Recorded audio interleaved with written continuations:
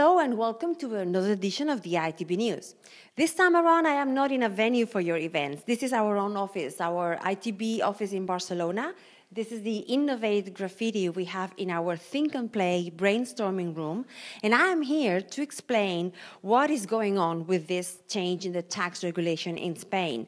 So, dear clients of ITB, let me welcome our competitors and the clients of our competitors to this video news, because I'm sure they're going to watch to understand what is it that we're doing with the taxes in Spain.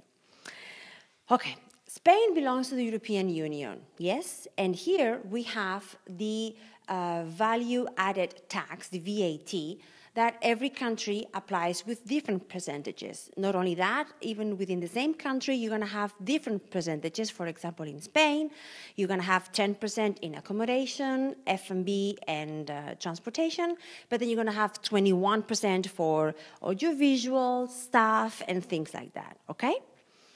In Spain, the law says that any company who is selling a product that has accommodation and or transportation plus accessory services like, as I said, F&B, audiovisual, staff, or things like that, this is considered to be within the travel segment, and so it has to be invoiced under the rules of the REAV, R-E-A-V. That stands for something like Special Regulation for Travel Agencies, yes?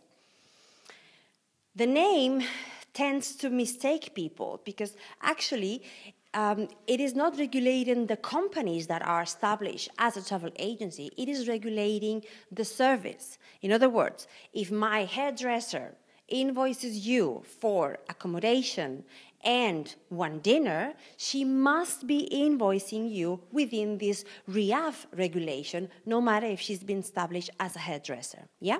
Okay. Invoicing you within the REAV regulation means that all our prices must have the tax included in the invoice. In the quotation, I can tell you, for example, that a dinner in that restaurant costs 50 euros plus 10% tax.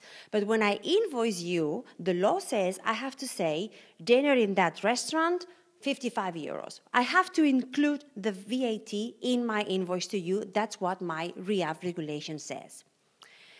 Now the changes begin. As of January the 1st, 2015, the Spanish law says that if our client, you, is a company that is entitled to claim tax back, then I can opt not to be invoicing you within this REAV regulation, but to move to the generic regulation. And that allows me to split the tax in my invoice to you, saying dinner in that restaurant, 50 euros plus 10% tax. And because you are eligible to claim that tax back, then you can come with my invoice to your financial advisor or whatever you want to do that and claim that tax back with the Spanish tax office. We don't decide if you can claim your tax back or not. That's something you need to know. And I'm going to tell you the example of ITB because we, until January 1st, 2015, until this change has applied, we were not allowed to claim our input tax because the law said no. And now we are still the same company, the same location, same number of employees, the same fiscal number, same everything, but the regulation has changed and now we can claim our input tax back in certain ways of internal stuff.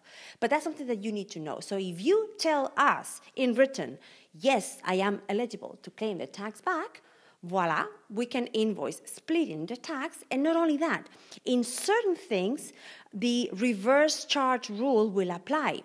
That means for some of the things in our invoices, you will not have to pay the Spanish tax because when you are invoicing in the generic regulation, what the law says that where the location of the one receiving the invoice is the one that determines which taxes apply, which means if you book a hotel in Barcelona or in Madrid or in Seville, the hotel will never move from there, hopefully.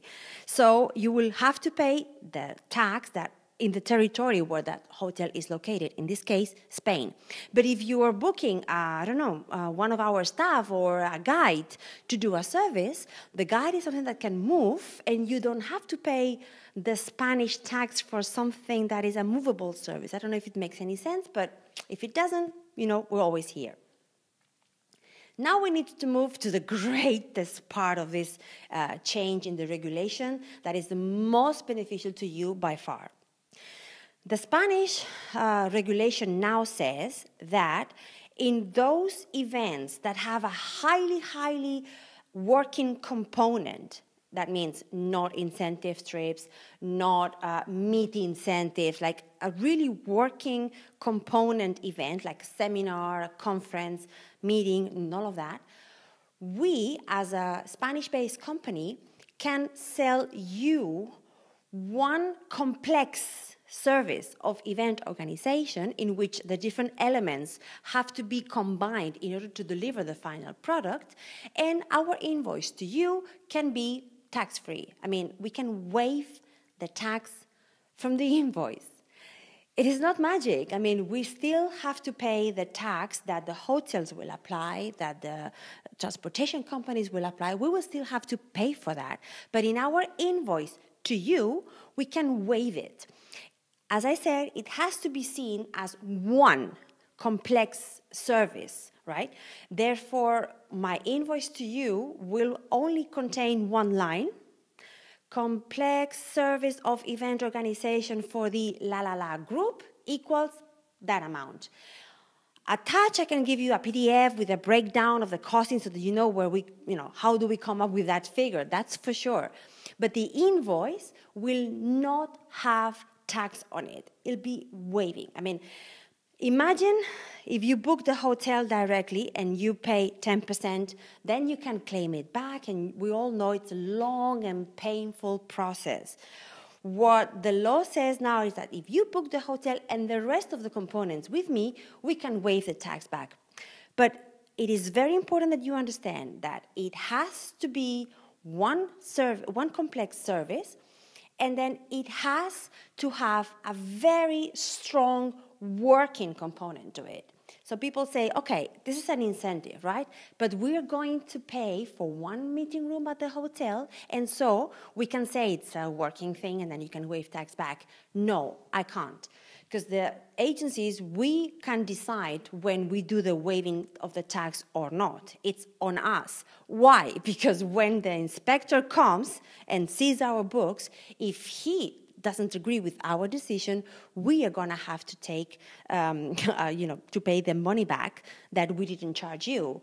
And that normally takes a lot of time. So we don't want to do that. We want to make sure that when we waive the tax for you, it is because it is a complex service of event organization. Let me give you a gastronomic example to this. Imagine that I am selling sangria to you, okay? Sangria is one drink. In order to produce sangria, you need a bunch of stuff, but let's just keep it simple. Let's say it's wine, it's peach, it's soda, and it's liquor, okay? So if I sell sangria, I can waive the tax. If you say to me, send me the sangria, but I will bring in the wine, and then you use my wine to do the sangria. In other words, you book the hotel directly, for example. I can't waive the tax because I will no longer be selling you sangria. I will be selling you the ingredients to produce sangria between you and I. You understand what I'm saying? I mean, it is complex, and I don't want you to fall asleep with this video. So if you don't understand, if you have anything, just give us a call. As I always say in the video news, ITB is here to help, and I think these are wonderful news for the event industry in Spain. We hope to see all your groups coming over very soon, and just let us know. We are here to solve any of your problems and, of course, to make all of your events very successful. Thank you very much for your attention. Have a nice day. Bye.